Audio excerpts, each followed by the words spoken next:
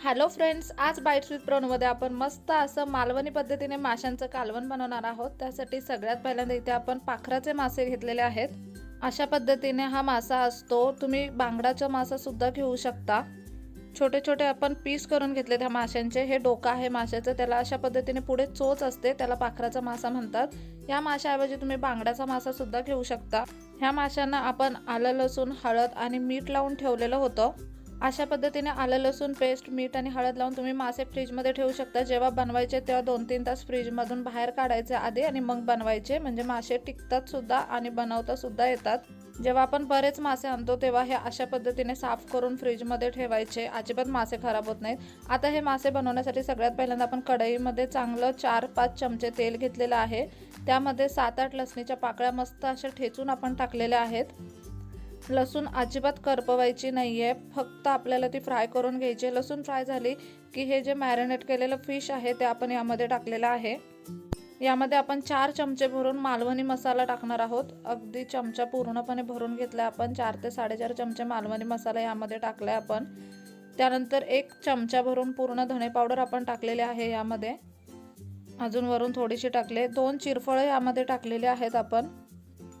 3-4 कोकम यामध्ये टाकायचे आहेत। आता हे सगळं आपण मिक्स करून घेऊयात।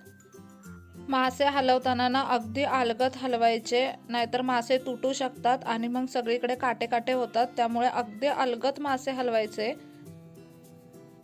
माशांच्या पीसला दोन्ही बाजूने मसाला अगदी व्यवस्थित लागला गेला पाहिजे। हे अशा पद्धतीचे मासे खूपच पटकन बनतात आणि सगळ्यात महत्त्वाचं म्हणजे तर कमी कष्टामध्ये बनतात। यामध्ये आता आपण आवश्यकतेप्रमाणे पाणी टाकायचंय, चवीप्रमाणे मीठ टाकायचं। इथे आपण मासे ऑलरेडी जेव्हा मॅरिनेट करून ठेवले होते तेव्हा सुद्धा त्यामध्ये मीठ होतं, त्यामुळे आता अगदी कमी प्रमाणात मीठ वापरायचं। चवीप्रमाणे मीठ इथे टाकून घेतलंय आपण। आता आपल्याला मासे छान असे शिजून द्यायचेत। गॅस मोठा करायचा इथे आणि एक उकळी येऊन द्यायची। कालवणाला मस्त अशी उकळी आली की अशा पद्धतीने ही जी कढई आपण घेतली तीच थोडीशी हलवणार आहोत आणि आता यावरती झाकण ठेवायचं आणि गॅसचा फ्लेम मीडियम करायचा। चांगले 5 मिनिटं मासे मस्त असे शिजून द्यायचे मीडियम फ्लेमवरती। त्यानंतर इथे तुम्ही पाहू शकता बरंचसं पाणी आता आटलेलं आहे। आता मासे आपल्याला थोडेसे हलवून घ्यायचे। चमच्याने इथे मासे आपण हलवणार नाहीये, अशा पद्धतीने कढईच हलवून घ्यायची, म्हणजे मासे व्यवस्थित हलले जातात। इथे तुम्ही पाहू शकता चमच्याने हलवले तुम्ही तर अगदी अलगद पद्धतीने हलवायचे, अशा पद्धतीने व्हिडिओमध्ये दाखवल्याप्रमाणे।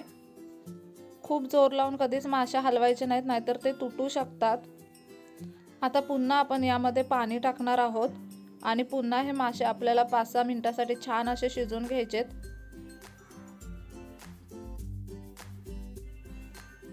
इथे आपण अजून थोडंसं पाणी टाकूयात।